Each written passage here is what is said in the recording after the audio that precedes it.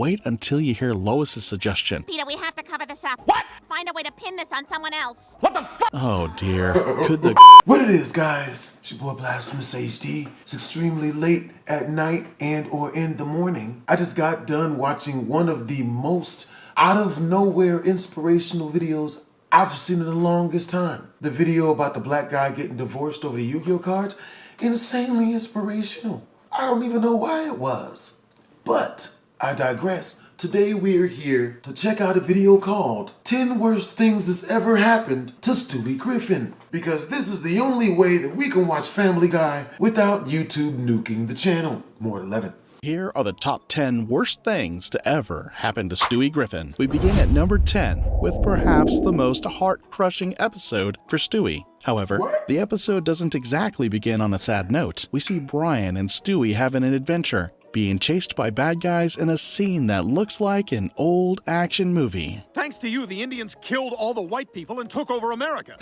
Apparently, Stewie and Brian traveled back into the past and altered something, but when it was time to go back and restore things to normalcy, they found out that the return pad was broken. Don't give them any money. They're just gonna spend it all on deviled eggs. Now, they are trapped, out of options. Stewie and Brian travel to their house, hoping that alternate Stewie has his own time machine. In this reality, everyone looks different, but alternate Brian looks a whole lot different. Is anyone else in the mood to run really fast in one direction? Real Brian and Stewie would love that, if it takes them back to the past, or is it the future? I'm getting confused. I have no idea what's going on. Luckily, alternate Stewie has a time machine with a return pad. They return to the past and undo the mess they created. Hi, how are you today? Good to see you. Listen, we've just been informed that these guns are defective. With everything now back to normal, Stewie destroys and disposes the time machine. At the junkyard, Brian spots a hockey net and convinces Stewie that they should take it back home. Stupidly enough, they decide to set the game in the middle of the road. And boom, a car runs into Brian. Holy crap, what the hell happened? That guy sucked. Desperate to bring Brian back, Stewie decides to rebuild the time machine, but his supplier informs him that titanium capacitors are no longer in the market. What the heck? With Brian gone, the family organizes a rather elaborate burial for the dog, where everyone, except Glenn, cries their eyes out. Damn it, Ortiz, stop swinging at junk. What an asshole! With Brian dead, Lois suggests that they get a new dog, and everyone agrees to it. Everyone except Stewie. He is not over Brian yet. They get a new dog named Vinny, Oh, finally, someone who sounds like they went to college. who immediately becomes quite a popular figure. How about I call you Hat Boy? Lower your voice, Chris. It's Hat Boy, bitch! Stewie, however, hates the dog so much that he starts plotting how to get it killed. I'm going to tell Vinny so much bad news about Italian Americans that he goes into cardiac arrest. Classic criminal mastermind Stewie. Sadly, while everyone moved on from Brian rather quickly, Stewie's still sad. Everyone in this family is so damn thrilled with you, they've forgotten all about Brian. I'll never forget Brian. Eventually, Vinny wins Stewie over and they end up becoming best pals. We move on now from a time-traveling episode to an episode that begins with Stewie in space. So, Stewie is in space and he is so bored that he starts complaining about missing his wife. Wait a second, when did Stewie grow up and get married? Strap yourself in. No matter what happens, it's been a privilege to serve under you. Stewie appears to be doing quite well, until reality sets in. Stewie is still a baby and he is still as silly as ever. Stewie, get lost. Daddy's trying to watch the ball game. Peter tricks Stewie into going into the basement and Stewie falls for it way too easily.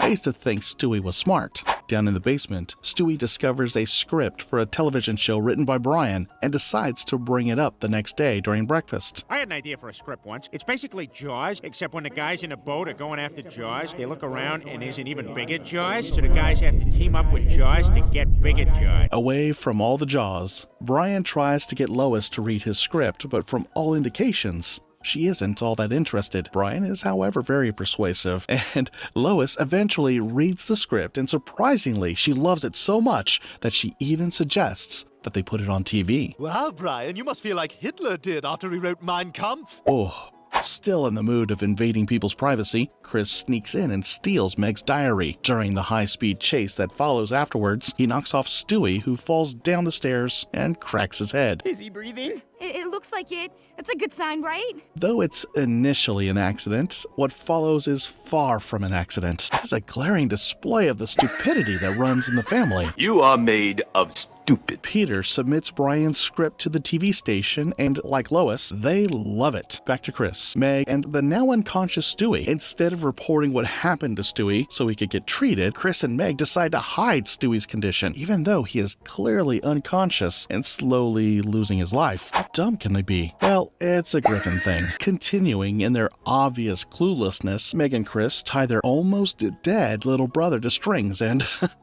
drag him down for dinner like a puppet? Look at my little cowboy. Come on, Stewie, up in your high chair. Boy, he must be starving. Why? Lois is clearly as clueless as the kids. Even with Stewie collapsing on his food, nobody seems to notice anything is off, like they always do. The studio messes with Brian's show by changing its direction. The dog is unhappy about it, but there's little he can do about it. After all, the man with the money calls the shots. My God, this is a nightmare. I thought you said you weren't going to mess with my show. It's a small change, Brian. You won't even notice it. Well, we know the big studios never tell the truth. Chris and Meg continue to hide Stewie's condition until maggots emerge from his head. Maybe we should take him to the hospital. I think the maggots have evolved to the point that they've developed space travel. Genius idea, Meg. Why did no one think of that? Well, duh. Peter discovers the truth, but he, too, isn't all that smart. Stewie's condition continues to go from bad to worse, and somehow, Lois doesn't notice that there is something wrong with her baby. So much for being a mother. To celebrate Brian's new show, the family and their friends gather around to watch the premiere, but unfortunately, what they saw wasn't exactly what they were expecting. The studio had so messed with the show that it had become a disaster. So, what'd you guys think? Not the worst thing in the world, right? Time for bed, Stewie. At this point, he might as well be dead. Following an honest conversation with Lois, Brian decides that he has had enough. He is so disappointed by the direction of his TV show and quits. I've had enough. I'm not selling out anymore. I quit. So Peter finally has some sense and starts to think that something could really be wrong with Stewie. But instead of taking him to the hospital, he does something irresponsible. Call the police. Stewie! Oh, God, what have I done? Looks like you ran over him, Lois. What an asshole! If you thought Chris was silly, wait until you hear Lois's suggestion. Peter, we have to cover this up. What? Find a way to pin this on someone else. What the fuck? Oh dear. Could the Griffins get any more dumb? To the next one. We catch up with Stewie checking his bets. Wait a second. Stewie is still a baby and it's illegal for babies to gamble. Well, maybe not in Family Guy. Stewie and Brian then go ahead to place what was supposed to be a friendly wager. You've got Carol Channing, the actress, beating Mike Tyson, the boxer. Hell, give me $50 on Tyson. Who bets on an actress to defeat Mike Tyson in a boxing match? Absolutely nobody! Surprisingly, Stewie wins on the bet as Channing defeats Tyson. You know, Mike Tyson once beat up his wife. If only Carol was his wife. Let's not dwell on this absurdity for too long. Lois returns home with a piece of mail informing Peter that his 25th high school reunion is scheduled for the weekend, but Peter is reluctant to attend. At the Drunken Clam, Peter informs his friends that he won't be attending the reunion because it would make him feel like a failure. But to encourage Peter, Joe informs Peter that everyone lies about how well they are doing at such reunions. Wait a second, Joe. That's a great idea. Boy, imagine what it would be like to be a big shot. To impress his old classmates, Peter shows up at the reunion dressed in a spacesuit while claiming to be a secret agent, astronaut, millionaire. Peter should have gone for something more believable. The whole thing sounds ridiculous. On winning the bet, we see a side of Stewie we didn't know existed. Stewie asks Brian for his money, but the dog is hesitant to pay, so Stewie gives him a deadline. Huh? Yeah, $24. Why? What happens in 24 hours? 24 hours later, Stewie goes to ask for his money, but Brian pleads for an extension. But Stewie is having none of it. He immediately attacks Brian with a mug and beats him mercilessly. Yeah, that don't feel so good, does it? That's what happens, man. Didn't know Stewie could be this mean. Such brutality. Coincidentally, Tom Brady attends the reunion where, as expected, Peter gets found out. So much for being an astronaut millionaire. After watching an embarrassed Peter run to the bathroom to throw up, Tom decides that Peter would make a great football player. Peter, that was amazing. I've never seen a guy your size who could move like that. Great scouting. Thanks to Tom, Peter gets signed to the New England Patriots. And I want to thank the devil, too, because that's why God's there. You know, if it weren't for the devil, God would probably go insane, blow his brains out from boredom.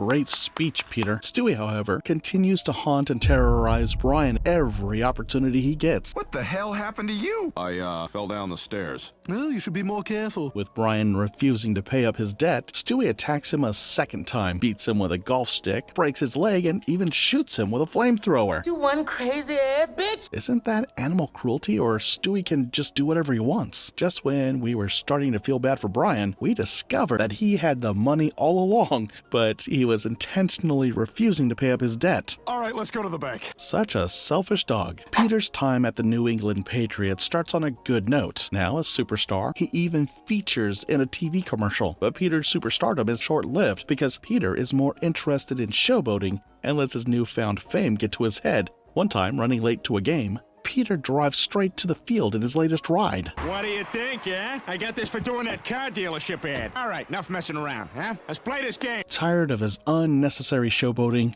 the coach sells off Peter's contract to the most useless team in Europe, the London Silly Nannies. Griffin, you're fired. Having gotten his money, Stewie suggests that they let bygones be bygones. Wonder why he didn't do that with the money. Give me your fucking money! But Brian isn't interested, so to even the score, Stewie... What did that little girl say? I gotta see that again. suggests that they let bygones be bygones. Wonder why he didn't do that with the money. Give me your fucking money! Oh. But Brian isn't interested, so to even the score, Stewie makes the mistake of offering Brian one free shot at revenge. Ah, this is gonna be fun. You can tell that Brian is absolutely going to mess with him. I'm gonna enjoy it. Very, very much.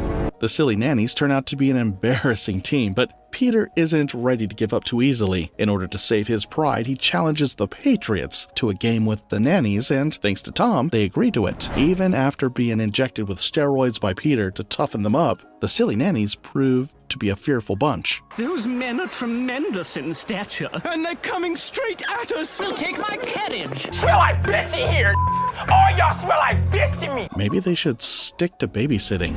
But at least Peter's performance earns him Tom Brady's respect. Meanwhile, Stewie was slowly losing his mind. The unpredictability of when Brian was going to attack was killing Stewie.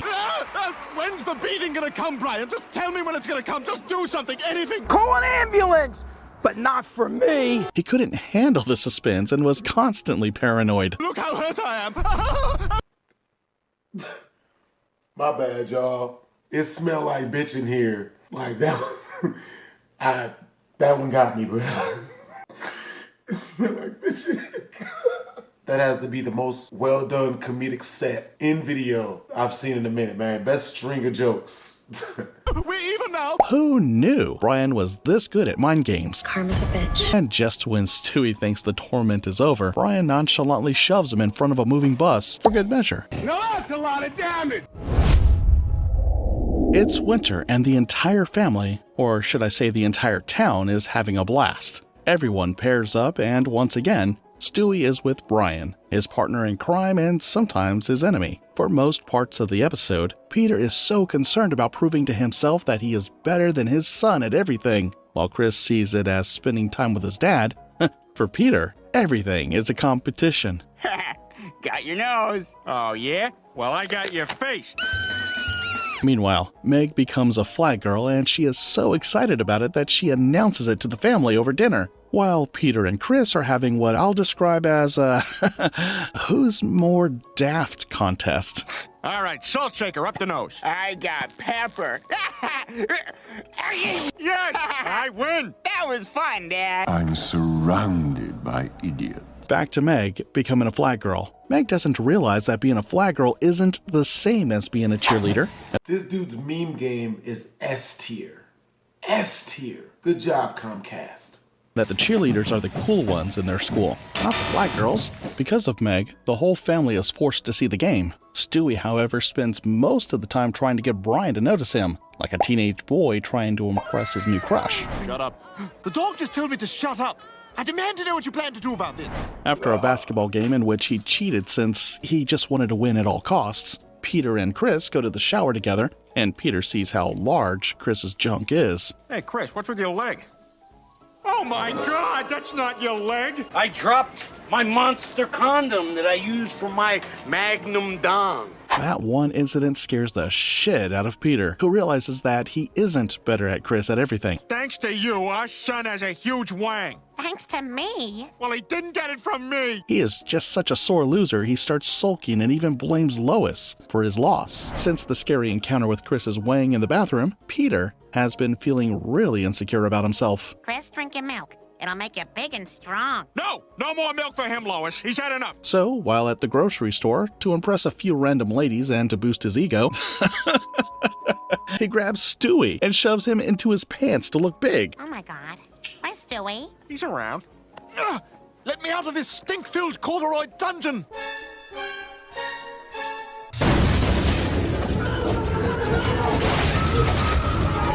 It's okay. He's outside the underwear.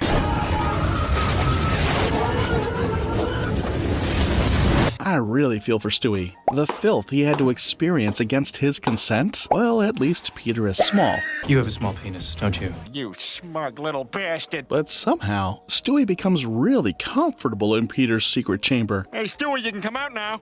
Turn off the light. I'm reading a ghost story. Typical Griffins and being idiots. Not to worry though, Stewie made it out alive. So this time around, Peter's off to play golf with the guys and he carries Stewie along because Lois asked him to watch over the baby. Oh, you're a worse parent than Britney Spears. Peter himself needs babysitting, so Stewie isn't exactly in the safest of hands. At the end of his golfing adventure, Peter returns home with Stewie looking exhausted and sunburned. Lois, on noticing this, complains about how irresponsible Peter is to take a baby under the sun with no sunscreen. She should know Peter isn't the type you can trust with a task, but Stewie isn't exactly bothered because he loves his new look. In fact, he loves it so much that he starts spending most of his time under the sun trying to improve his tan. Stewie, what are you doing? Just getting my bronze on, baby. Hey, what do you think of my recumbent tan pose? Now obsessed with the summer vibe and tanning, Stewie goes from drawing a pencil mustache to throwing an all-white party in the backyard. It doesn't matter, Brian. I'm tan. Hey, Brian, look at my tan walk. To maintain and improve his tan, Stewie gets a tan bed, but just before going in, he mocks Brian for being too white and tells him to wake him up in 15 minutes. So you wouldn't know that because you're white as a ghost. That's racist. Unfortunately for Stewie, Brian falls asleep, only to wake up 6 hours later to find Stewie completely cooked. Get the lotion! Put the lotion on me! I'm tempted to say that serves him right. After the horrifying tan bed incident, Stewie abandons his tanning obsession, only to find a mole on his skin. Petrified that it could be cancer, he visits the hospital. A few days? I could be dead by then. Well, Stewie, that's not exactly how it works. That's not how it works. That's not how any of this works. Convinced that he has only a week to live, Stewie makes a list of all the things he would love to do before he dies and asks Brian to help him out with them. Oh, squiggly line in my eye fluid. I see you there, lurking on the periphery of my vision. Fortunately for Stewie, the doctor calls to inform him that he doesn't have cancer. You don't have cancer, you're gonna be fine. Really? Oh, thank God! Oh, thank God! Let's see what you've got so far. You are just the worst type of person. Peter's devout Catholic father Francis, who doesn't seem to approve of Lois, visits the family and unsurprisingly, he requests that Lois doesn't join in at the table for the family dinner. Peter, I cooked the damn dinner. That's a goddamn shame. Who doesn't know that? Francis just doesn't care. I don't give a shit.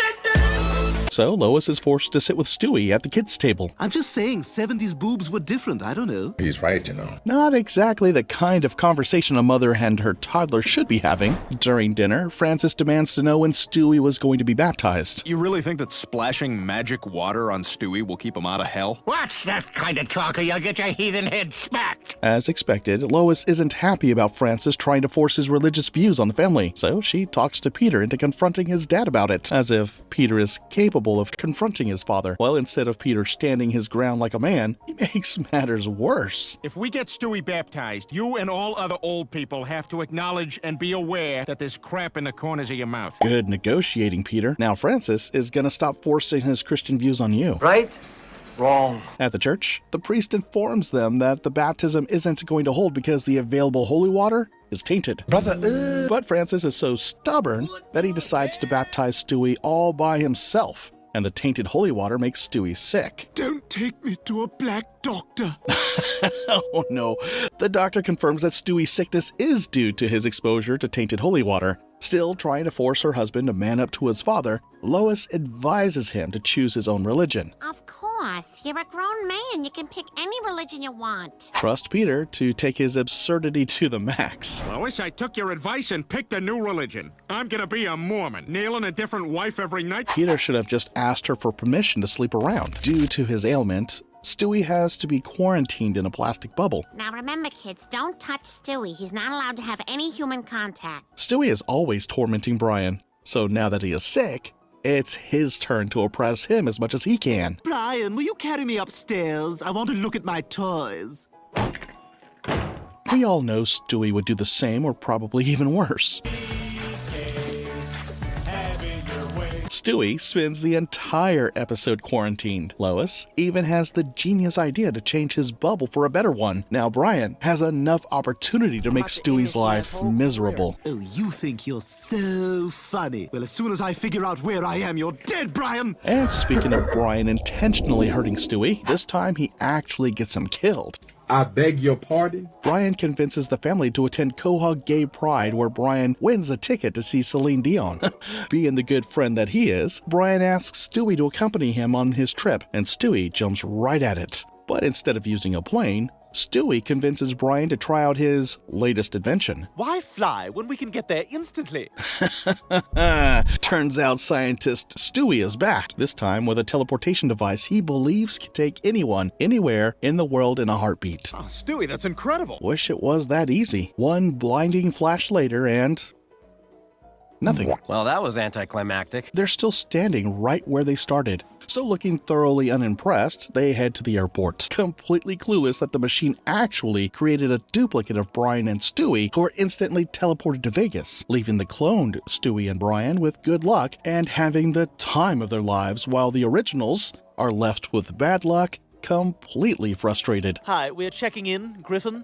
I do have a Griffin here, but that room was checked into hours ago. To make things even worse, Stewie gambles away all of Brian's money. I was on my way to get ice cream, and I passed a roulette table, and I put it all on 16. Never knew roulette tables called people's names. It's so bad that Brian can't call for help because he secretly took money from Lois for the trip. They make it to the venue only to discover that the ticket has already been used by someone else. Unknown to them, alternate Stewie and Brian are already inside. Oh, this trip has been a disaster. Desperate for money, they accept a job to help a man sell his condo. Only that Stewie has to disguise as a woman. Well, they end up doing a terrible job at it. I'm not 100% sure what we're doing anymore. Now, out of options, they borrow money from a loan shark and head back to the casino hoping to get lucky. But once again, they end up losing it all. Oh crap, we're screwed! While on the flip side, alternate versions of Stewie and Brian are literally swimming in money. I'll give you $1,000. Pay him to beat up Rita Rudner. But in a stroke of fortune, or perhaps misfortune, they switch bags. Meanwhile, the other version of them gets mistaken for those who borrow the money. You bastards think you could just borrow a bunch of money from a loan shark and then waste it on tacky suits? This has to be a case of mistaken identity, or is it? I'm not really sure anymore. Sadly, since they are unable to pay the money they actually didn't borrow, Stewie gets shot. You son of a bitch. Ah, Stewie! Thankfully, there's another Stewie around, so no harm done. Unaware that they are now rich, the original Stewie and Brian contemplate